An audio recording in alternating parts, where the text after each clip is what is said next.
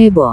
Jokowi sebut 85 juta pekerjaan hilang, bantah janji Gibran Rakabuming buka 19 juta lapangan kerja.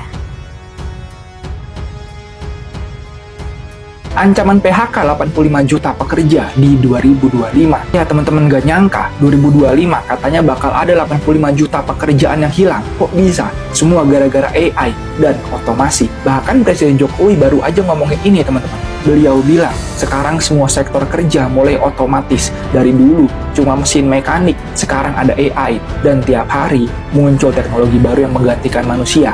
Kebayangkan dampaknya, otomasi sekarang udah bukan main-main lagi. Bukan cuma di pabrik teman-teman, tapi udah merambah ke pekerjaan lain. Ya, bahkan hal-hal yang dulu cuma bisa dikerjain manusia, sekarang bisa dikerjain oleh mesin.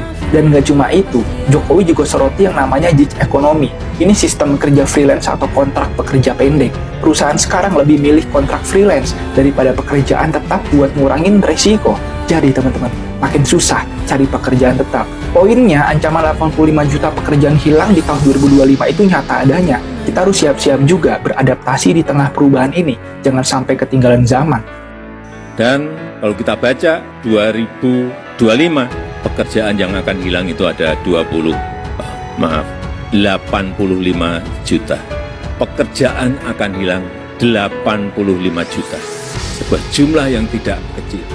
Kita dituntut untuk membuka lapangan kerja, justru di 2025, 85 juta pekerjaan akan hilang. Karena tadi adanya peningkatan otomasi di berbagai sektor. Yang ketiga, yang pertama perlambatan ekonomi global, yang kedua peningkatan otomasi, yang ketiga gig ekonomi. Hati-hati dengan ini. Ekonomi serabutan, ekonomi paruh waktu. Kalau tidak dikelola dengan baik, ini akan menjadi tren. Perusahaan lebih memilih pekerja independen. Perusahaan lebih memilih pekerja yang freelancer. Perusahaan lebih memilih kontrak jangka-jangka pendek untuk mengurangi risiko ketidakpastian global yang sedang terjadi. Ini trennya kita lihat menuju ke sana. Dan yang bekerja itu bisa bekerja di sini, bisa bekerja di negara lain. Sehingga sekali lagi kesempatan kerja semakin sempit dan semakin berkurang. Kita lanjutkan juga pemerataan pembangunan yang tidak lagi Jawa sentris. Kita genjot terus ekonomi kreatif dan juga UMKM. Kita punya 64 juta UMKM yang menyumbangkan 61% untuk PDB kita. Jika 4 langkah tadi bisa kita penuhi, insya Allah akan terbuka 19 juta lapangan pekerjaan. Akan terbuka 19 juta lapangan pekerjaan. Ini keren nih, 19 juta lapangan pekerjaan bakalan dibuka sama dia. Justru di 2025, 85 juta pekerjaan akan hilang. Kok dibantah sama bapaknya sih? 85 juta bakalan hilang pekerjaan, lebih banyak daripada yang dibuka. Yang tadi cuma 19 juta dikurang 85 juta minus 64 juta. Itu juga kalau 19 jutanya nggak omon-omon ya kan. Ini gimana sih keluarga, kontradiksi semua, saling bantah-membantah. Kalian itu paham gak sih betapa susahnya? Aku tuh ya nyari kerjaan, beneran loh susah banget. Sekarang kan kita bisa lihat di sosmed itu, di TV, tiap hari orang ngantri untuk nyari kerjaan. Saking susahnya, anak-anak presiden itu sampai dicariin kerjaan sama bapak-bapaknya.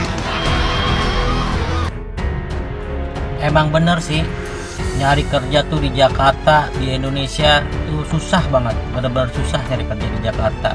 Sampai anak presiden aja dicariin kerjaan sama bapaknya, ya kan? Cari pekerjaan sekarang susah. Sampai Pak Jokowi harus mencarikan pekerjaan untuk anaknya. Presiden saja sampai harus turun tangan golek ke gawean anake dadekke wakil presiden. Justru di 2025, 85 juta pekerjaan akan hilang. Awal kemunculan Jokowi dirayakan sebagai kelahiran pemimpin yang menyentuh dan membela kaum bawah. Citra yang dibangun Jokowi sebagai Presiden Wong Cilik menguatkan pengaruh dan posisinya sebagai sosok yang dicintai rakyat. Sayangnya, di periode kedua, manuver Jokowi merestui keluarganya terjun ke panggung politik, mencederai citranya sendiri. Jokowi yang dianggap jauh dari dinasti politik dan oligarki, kini mulai membangun dinastinya sendiri. Tidak kurang dari 5 tahun, keluarga Jokowi sukses menempati pos-pos strategis di pemerintahan. Gibran terpilih sebagai Wakil Presiden 2024-2029, Kaisang menjabat Ketua Umum PSI, Bobi menjabat Wali Kota Medan, dan siap bertarung di Pilkada Sumatera Utara 2024. Anwar Usman yang masih menjadi Hakim MK, sementara beberapa keponakan dan sepupu Jokowi juga duduk di jajaran perusahaan BUMN, seperti Sigit Widiawan yang menjabat sebagai Komisaris Independen PT BNI, Bagaskara Arif sebagai Manajer Non-Government Relation di PT Pertamina, dan Joko Priambodo yang menjabat Direktur Pemasaran dan Operasi Patra Logistik, anak usaha PT Pertamina.